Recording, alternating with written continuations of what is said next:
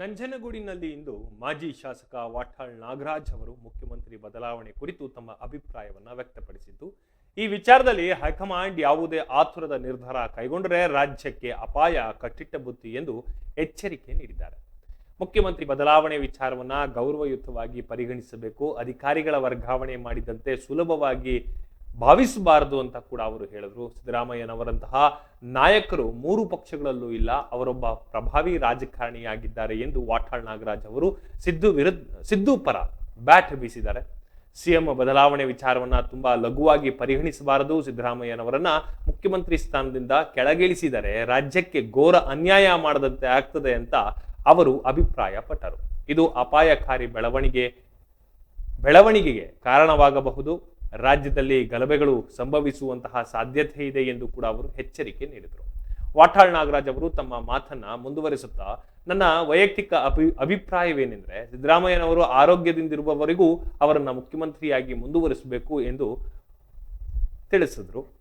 ಒಂದು ವೇಳೆ ಅವರನ್ನ ಬದಲಾಯಿಸಿದರೆ ಅದು ರಾಜ್ಯಕ್ಕೆ ಅಪಾಯವನ್ನ ತಂದೊಡ್ಡಬಹುದು ಎಂದು ಕೂಡ ಹೈಕಮಾಂಡ್ಗೆ ಸ್ಪಷ್ಟ ಸಂದೇಶ ರವಾನಿಸಿದರು.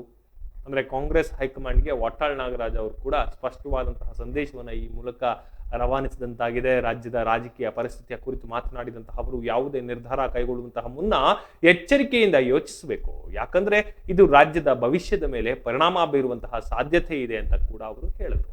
ಹೈಕಮಾಂಡ್ ಈ ವಿಷಯವನ್ನ ಗಂಭೀರವಾಗಿ ಪರಿಗಣಿಸಬೇಕು ಮತ್ತು ರಾಜ್ಯದ ಹಿತದೃಷ್ಟಿಯಿಂದ ಸೂಕ್ತ ನಿರ್ಧಾರ ತೆಗೆದುಕೊಳ್ಳಬೇಕು ಎಂದು ವಾಟಾಳ್ ನಾಗರಾಜ್ ಸಲಹೆಯನ್ನ ನೀಡಿದರು.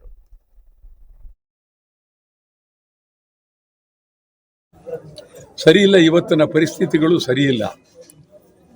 ಒಂದು, ಇವತ್ತು ಸದ್ಯ ಬಹಳ ಗೌರವಯುತವಾಗಿ ಕಾಂಗ್ರೆಸ್ ಹೈಕಮಾಂಡ್ ನಡ್ಕೊಳ್ಬೇಕಾಗಿದೆ. ಮೊದಲನೇದು, ಈ ಬದಲಾವಣೆ ಅಂದರೆ ಅಧಿಕಾರಿಗಳನ್ನ ವರ್ಗ ಮಾಡಿದಾಗ ಮಾಡೋದಲ್ಲ. ಇದಕ್ಕೊಂದು ಗೌರವ ಇದೆ. ಅದರಲ್ಲೂ ಸಿದ್ದರಾಮಯ್ಯ ಈಗಾಗಲೇ ಅವರು ಸುಮಾರು 50 ವರ್ಷದಿಂದ ರಾಜಕಾರಣ ಇದ್ದಾರೆ.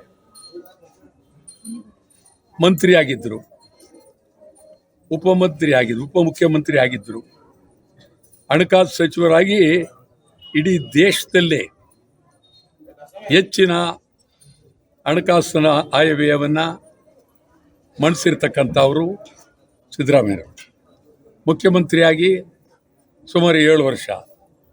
ಮತ್ತು ಸಿದ್ದರಾಮಯ್ಯನೇ ಏನಾದರೂ ನೀವು ಬದಲಾವಣೆ ಮಾಡಿದರೆ ಆ ಥರ ಮತ್ತೊಬ್ಬ ವ್ಯಕ್ತಿ ಕಾಂಗ್ರೆಸ್ನಲ್ಲೂ ಇಲ್ಲ, BJPಲೂ ಇಲ್ಲ, JDSನಲ್ಲೂ ಇಲ್ಲ. ಸಿದ್ದರಾಮಯ್ಯ ಇದೇ ಕೊನೆ ಕೊಂಡಿ. ಸಿದ್ದರಾಮಯ್ಯ ಭಾಳ ಗೌರವಯುತವಾದ ವ್ಯಕ್ತಿ.